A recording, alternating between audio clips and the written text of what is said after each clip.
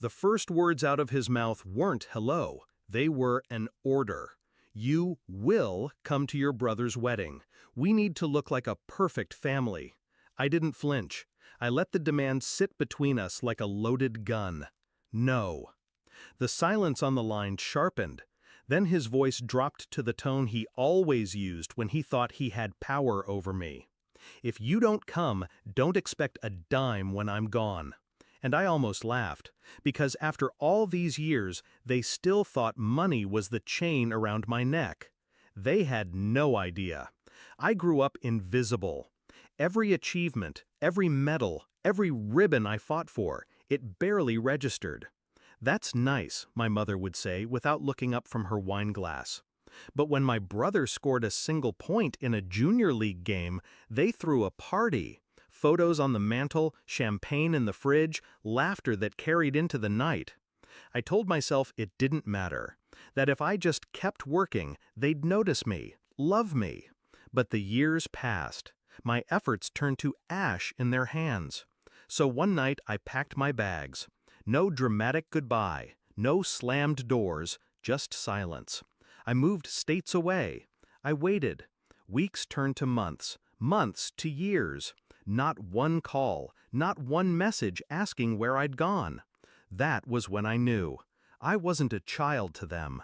I was a placeholder, background noise. But in silence, I found strength. I poured everything they ignored into myself. Long nights, brutal work, ruthless decisions. Startups that failed, investments that hit, calculated risks that built into an empire. I didn't just survive, I thrived, quietly, invisibly. My net worth grew past theirs, past my brother's, past everything they thought mattered. But I never told them. To them, I was still the forgotten child, the failure, the one who never quite measured up. And I let them believe it, because hidden power is sharper than any weapon. Then the wedding invitations went out. My name wasn't on the list. I wasn't surprised. But then the call came. Not out of love, not out of guilt, out of need. They wanted me there, not as family, but as furniture, a smiling extra in their perfect photograph. I refused. That's when my father unleashed his threat. Disinheritance, legacy, shame. All the words he thought would break me. I didn't raise my voice. I didn't argue. Do what you want, I said. I don't need your money. For the first time in my life, I heard him hesitate. But I wasn't finished. They wanted a performance. I'd give them one. On my stage, on my terms. A week before the wedding, I mailed a single package to my brother. Inside, a check. Not small, not symbolic. Big enough to buy their entire venue outright. Signed in my name. No note, no explanation. Just numbers. I knew exactly what would happen. My brother would open it. He'd show it to them.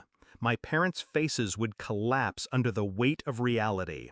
The child they ignored, the one they dismissed, the one they threatened, had outbuilt them, out-earned them, outlasted them, all without their help.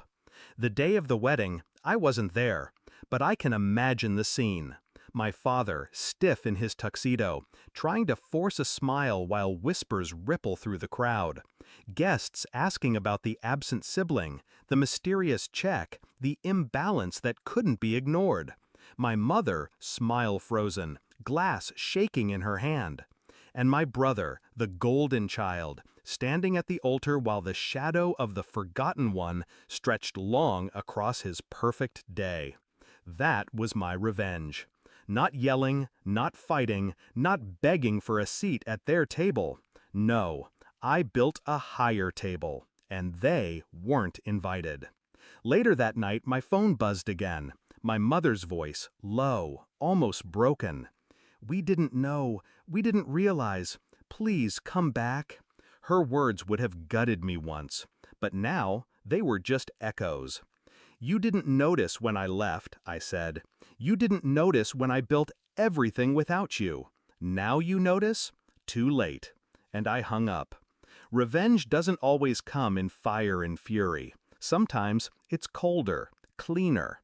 It's the silence when they expect a scream, the absence when they expect obedience, the success they never believed you were capable of. My father thought he could cut me off, but the truth is, I had already cut them out.